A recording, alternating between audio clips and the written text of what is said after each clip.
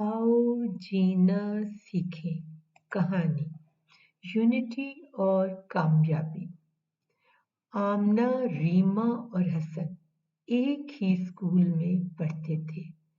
तीनों गहरे दोस्त थे और अपनी इल्मी सलाहियत के साथ साथ अपने एहसासे जिम्मेदारी के लिए भी जाने पहचाने जाते थे। एक दिन वो ब्रेक में निकले तो उन्होंने देखा कि किसी ने फूलों की पूरी एक क्यारी रोंद दी है। उन्हें बहुत अफसोस हुआ। आमना ने कहा, ये तो माहौल को खराब करने वाली बात है। इस तरह तो माहौल को बहुत नुकसान होगा। तमाम बच्चों को एहसासे जिम्मेदारी होना चाहिए। हम आपस के इत्तेहाद और यूनिटी से ही अपने माहौल को बेहतर रख सकते हैं। लिहाजा उन्होंने पता लगाने का फैसला किया कि ये स्कूल के किस ग्रुप की हरकत है। जल्द ही उन्होंने ग्रुप का पता लगा लिया। अब मसला ये था किस तरह इन बच्चों को एहसासे जिम्मेदारी दिलाया जाए ताकि वो आइंदा ऐसी हरकत न करें। हसन ने कहा, हमें टीचर मुनज़्ज़ा से मदद लेनी चाहिए।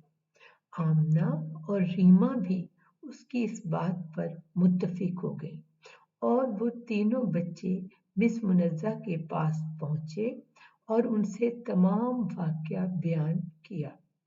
मिस मुनज़्ज़ा ने उनकी बात बहुत तवज्जो से सुनी और उनकी एहसासे जिम्मेदारी की हौसला अफजाई भी की।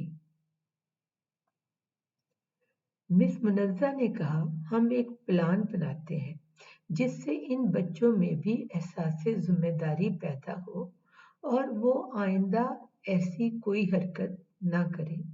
सब लोग जब माहौल में बेहतरी चाहेंगे तो इस यूनिटी से खुद ब खुद माहौल बेहतर हो जाएगा।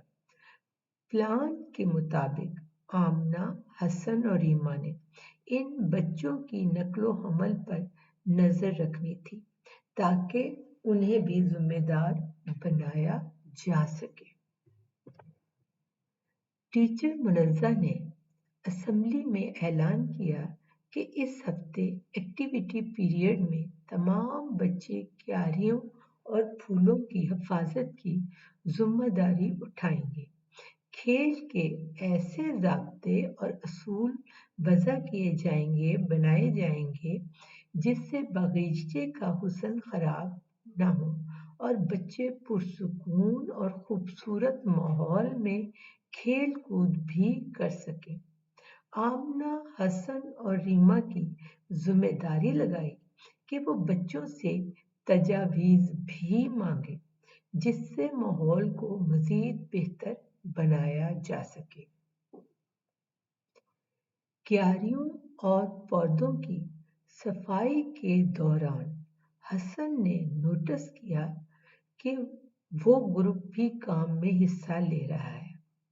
आमना ने करीब जाकर इस ग्रुप की हौसला अफजाई की। वो अपने स्कूल के लिए बहुत अच्छे तरीके से काम कर रहे हैं और ऐसे काम करने से स्कूल का माहौल खूबसूरत बना रहेगा। उन शरारती बच्चों के ग्रुप को भी अपनी गलती का एहसास हो चुका था और वो तलाफी की भरपूर कोशिश कर रहे थे।